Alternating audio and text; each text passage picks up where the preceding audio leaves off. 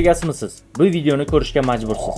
Agarda siz xarajatlaringizni qisqartirmoqchi bo'lsangiz, korxonangiz plastiki bo'lgan korporativ kartadan faqatgina kompaniya tijoriy maqsadlarda foydalanishingiz shart.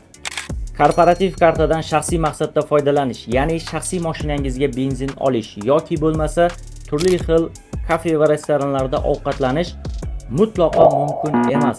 Sababi Soliq kodeksi 376-moddasiga asosan maqsadsiz sarflangan pul mablag'laridan 12% daromad solig'i undiriladi hamda Soliq kodeksi 317-moddasiga asosan foyda solig'ida chegirilmaydigan xarajat sifatida qaraladi.